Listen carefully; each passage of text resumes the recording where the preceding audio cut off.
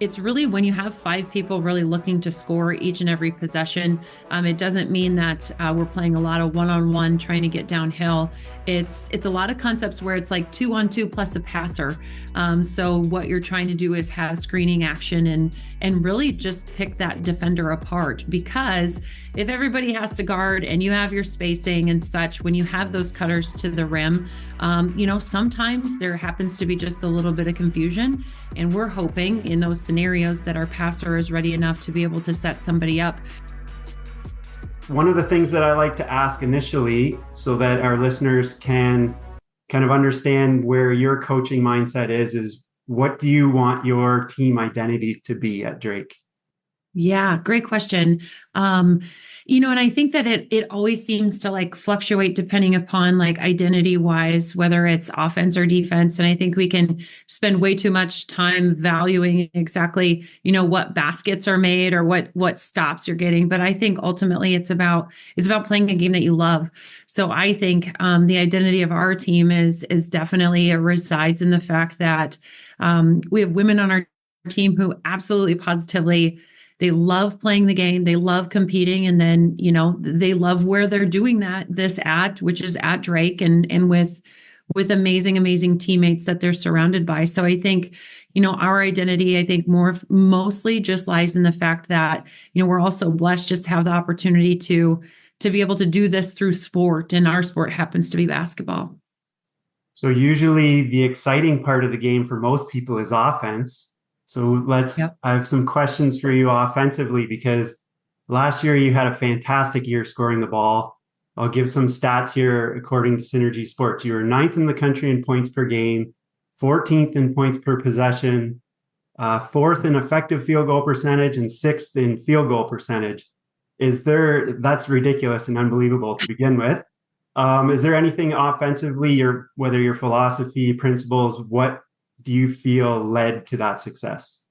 Yeah, it's a great question. And, I think as far as what we do offensively is, we have an offensive system. And I think when it comes down to, certain situations, whether it's high school coaches, youth coaches, whether it's on the AAU scene and things, at certain points, you don't have the luxury of being able to choose exactly who your players are. So I think, in the recruiting theme, we have a tendency to attract players that have certain characteristics, and those characteristics are everybody on our team shoots threes and everybody on our team posts up. So our point guards post up, our forwards, nobody wants to be called a post.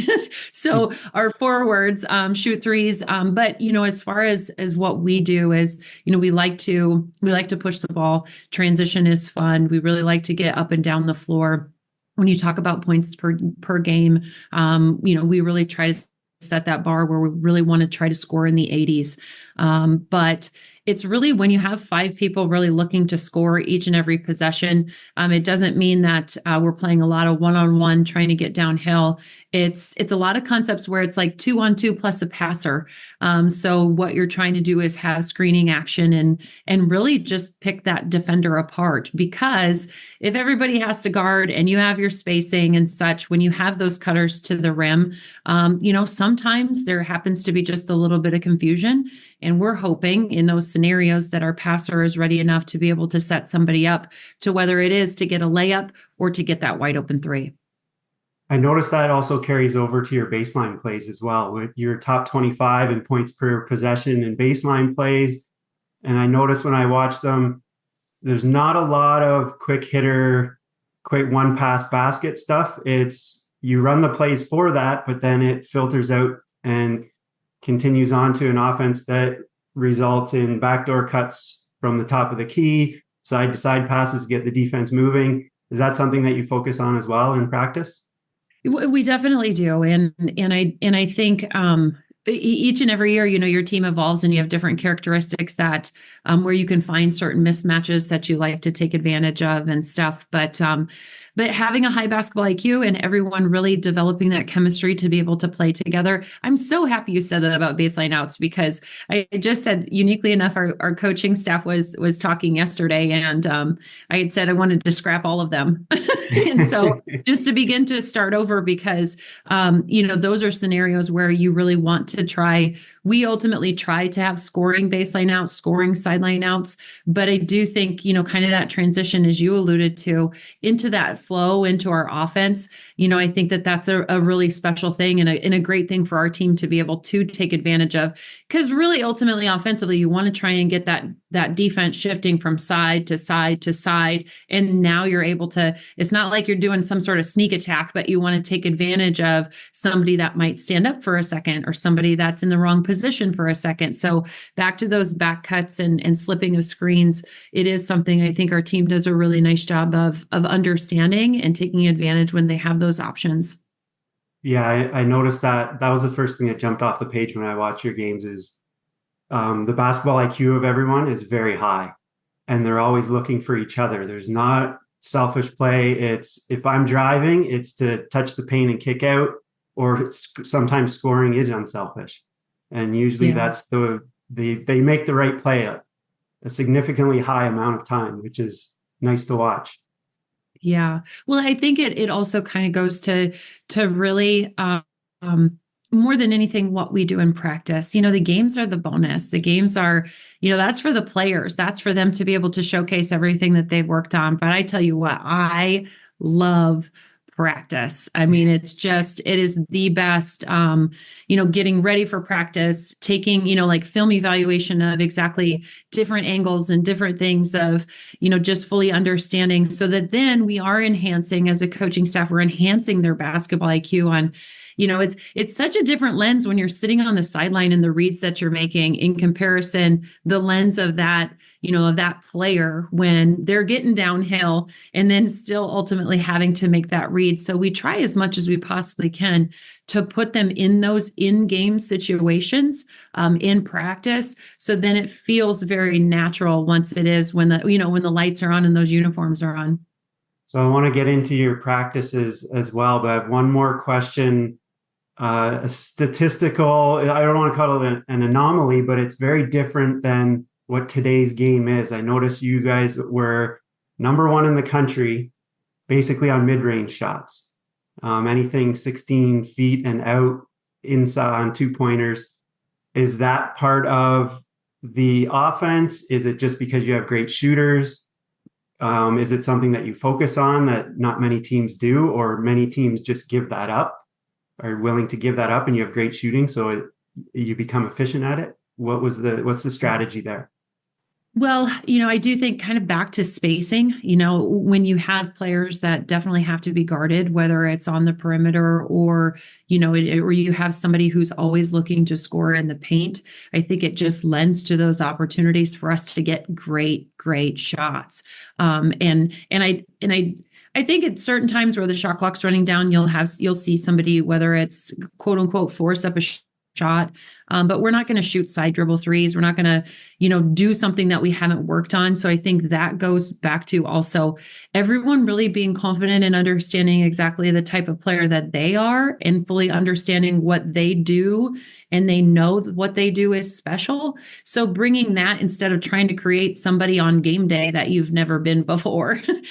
So I think those things, back to kind of, that's what we practice. And then in the games, really that is what teams give us. And so we're able to completely take advantage of, feet set, ready, really like shoulders squared to the basket to be able to shoot threes. And then also, on the interior to be able to navigate and score. How much conversation is there in communication between you and your coaching staff and the players, letting them know what their role is, what kind of a player they are today, and what you would like them to be down the road? Yeah. I think those conversations never stop. I don't like the word role, because I think it gives you this little box, and like you have to like somehow like jump into that box. But I also think it's fully understanding the type of player that you are, and having those conversations, when these specific things happen. Like there will be situations where we might shoot a contested shot in a practice, and very, very vocally, myself, coaching staff included, will say, we know we can get a much better shot than that. And talking to, hey, make an extra pass. Somebody else needs to be communicating on the wing that, one more, or, just different things like that. So I think there's a large amount of transparency with our coaches, with our team, to be able to share really what does make them valuable, and kind of more than anything, really what they are good at. As far as adding different things to everybody's game and really analyzing and maybe even over analyzing, their skill set, we save a lot of that really for the spring and the summer. And mostly reflection mode on, what is it that what are you good at? What do you want to enhance? Because, as we all know, every player wants to add everything to their game, figure out how to, like how to be the leading scorer, how to, make great passes and everything. And you can get a list that's 35 things long, when ultimately, if we're doing one or two things that make us extremely special and focus on those, I think you can really enhance a team in that regard. Let's talk practices. What high level, what is your typical practice structure between offensive work, defensive work, transition play, skill development? Yeah. Great question. So we take the philosophy on practice very, very similar to games. So we run about a 2 hour and 10-minute practice, and they're very high intensity. And so just exactly like a game. So we'll start out just like we came out of the locker room, and we'll do a team stretch for about 10 minutes, and then we'll start ramping things up. So we have a combination of ball skills, passing, transition, really odd break work, things of that nature. And then we'll dive in. We'll very early in practice, we play a first quarter. Now, I will say, when I say first quarter, people are like, holy cow, you play 10 minutes? Like, you play 4 quarters in your practice? How are you getting that in 2 hours? Well, typically that's not the case. What we'll do is we'll pick a snippet of the first quarter. So we'll say there's 4 minutes and 35 seconds left. It's our ball and the baseline out. So we'll go out, we'll execute a baseline out, and then we'll play a live play for anywhere from 3 to 8 minutes. And so then once that's done, then we'll go maybe other end and break down something defensively and work some live play on whether it's, man principles, zone principles. Then we'll go right back to a few ball skill things, couple transition, we'll throw in a second quarter. And then the best part, and really, I really didn't mention in there, we do shoot the ball a lot in practice as well.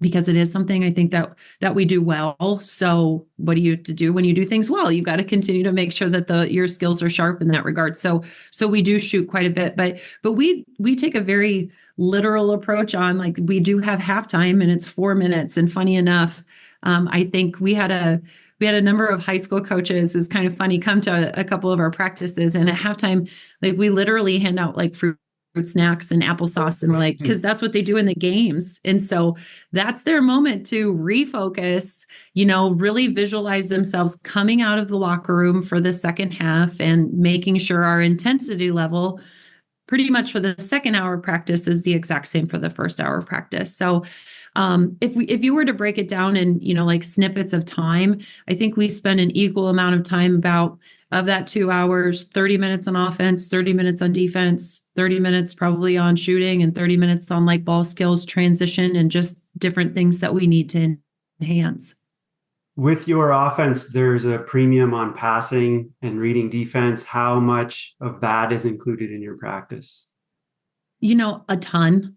So anytime we have shooting drills, we do specific passing drills, but anytime we have shooting drills, you won't find coaches being the passers, unless we really want to keep the intensity, like where we want to get a massive, massive amount of reps. But otherwise, we have our players being the passers. And that's because in a game, you're throwing a shooter's pass, you're throwing, a back cut to your teammate. So just having our team be in those situations constantly and us being able to practice that and them develop that timing and chemistry. I think it's just crucial for what our style is. Are there any stats, whether offensively or defensively, that don't show up in the box scores that maybe you track or feel that are very important for your team to win games? Yeah. Well, after yesterday, after we had our first game, I would definitely say we would add deflections in there because we spent the entire first half not really like playing with any sort of hands up on defense. And then the second half, we were a completely different squad. So I would definitely say like deflections. And I think that just goes to overall like your intensity level. But offensively, a lot of what we watch for the most part are those assisted scores. And then also, really how well are we taking care of the ball? So being able to take a look at those sorts of things, I think for our system are very, very important. And I love offensive rebounds. I mean, I think that's also one of those situations that when you have a team that's spread out as we are and utilizing our spacing, you can get some flashers to the basket to be able to read an offensive rebound and give your team a chance, really for that second chance opportunity. You had mentioned that everybody is posting up, everybody's getting reps at post moves. When I watch you guys, the point guard Katie is posting up all the time. She's super efficient, great footwork, uses her body well. And you had your other forwards, we won't call them post players, there's three other forwards last year that were, all four of them were extremely rated highly in points per possession on post touches. Is that part of the offensive side of things or the skill development in your practices? Yeah, it's both. It's a big piece of what we do offensively, but I think, back to really fully understanding and taking advantage of great and fantastic coaches on our coaching staff of really being able to work on different breakdowns where it's all about angles. It's all about passing angles. It's all about, maintaining that contact of, really being able to show them different reads on this is going to be your angle for where the pass needs to come from, or this is going to be your angle for where your defender is. And so putting them in those situations, breakdown drills. And, I think what's really unique is you think of a breakdown drill and we're going to take 10 minutes, we're going to break this down. Like we literally break that down in 2 minutes. And so it's mass reps. It's a quick pass, shovel pass to the top. And we have, a specific defender sitting in a specific angle. And then we're repping those sorts of things. So just so they can, feel it and then be able to read it. So yes, I think it's both. I think it's both offensive system. And I also think ball skills are so important. Yeah, when I watch your offense, you can tell that the details have been ironed out. Everybody knows the counters to everything that's happening. It's very, very fun to watch.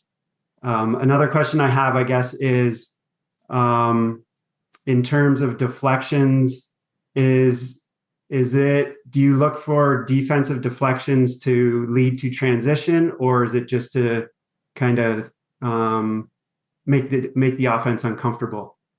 Yeah.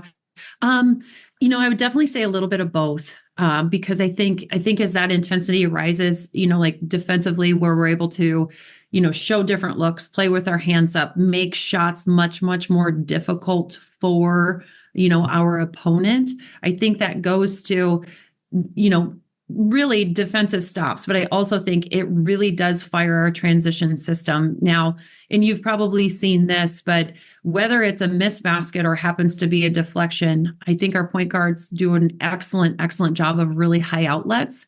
But I also think our passer does, whoever that is that secures the basketball on the defensive end, does a great job of bust out dribbles, not laterally, but like up the floor. So we're able to really take advantage of, not necessarily a 15-foot pass, which is what we would be looking at in the half court. We're talking about like a 40-foot pass to be able to get an outlet. And now we're able to pass the ball ahead and try to take advantage of, not sneaking up on somebody, but really trying to take advantage of our speed and what we do well.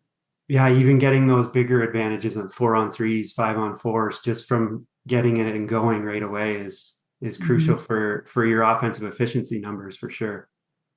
Yeah. Let's get into, actually, I'd like to talk about a shooting drill if you have anything that you'd like to share that the Yeah. players like or that you enjoy. Sure. No, for sure. So we do a ton of really just shooting shots out of our offense. So we have different series that we will take. So usually we at the beginning of the year we always give them excuse me, we give them 3 minutes to make 25 threes on one side, 25 threes on the other side. So we'll have coach passers for this. So if we're talking just about transition shots, we'll go like wings and trails. And so we have 4 basketballs. So a coach is at the top. So you're going 25 pretty much, and they chase down their rebounds, they go get it and then pass it back to the appropriate coach. But you're making 25 on the right. Well, yep, you're making 25 from total, and then you're shifting to the left side, and then you're going to do 25. So we have different series that within those like 3 minutes. Now we shift as the season goes on to 2 minutes and 45 seconds, just so as you watch our, shooting efficiency go up, and also like our urgency levels should definitely be raising as we get a little bit deeper into the season. But we'll do that. Out of transition, we'll do wings and trails. We'll do kickbacks. We'll do some like baseline step outs and like middle drive follows. So we really try to utilize every angle of the footwork of things that come out of our offense. So I think that that's really beneficial for us. It's not super, super taxing, but at least it's kind of that muscle memory of, okay, my feet are going to come this way and I got to get my feet set. My feet are going to go that way and then I got to get my feet set. So I think that that's been one of the things that I've enjoyed. And I also love the fact that they have to have urgency, because having a goal in a shooting block, I think just it goes back to competition. You're not racing against an opponent, but you're racing against the clock, and you're cheering for your teammates to make sure that they make shots. So now we can get our goal. So I love the fact of always setting goals for shooting drills, just to assure that we stay on point with our urgency. I love how you are giving game reps in practice, not just by your terminology and giving them halftime during practice. You're actually doing everything that leads to the success of your offense. I always get frustrated when I see a coach running flex offense and then they don't even practice the flex cut in practice. So the kids are getting 2 or 3 reps a week at this in a game situation. So I love that. I'm wondering, you probably go to a lot of high school practices during your recruiting trail, that kind of stuff. Yeah. Is there any advice that you would give to high school coaches to get the most out of their players or their practice time?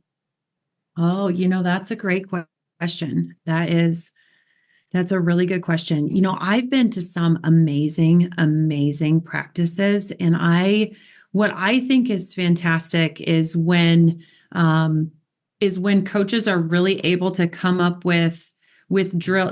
Like sometimes you have it where your JV and your varsity, like everybody's all together. So you've got like 30 young ladies. I Yeah. love the fact when you have everybody moving. And I've seen, some gyms where they have 6 baskets, and like these coaches have like all these angles of like cone setup and everybody's like circling, but where, you've got a number of people still working on their ball skills and still, being able to get shots up. I would say, I do think that there is a lot of value in passing, like I think a lot of times it's really easy to do a lot of drills where it's just one player with the basketball.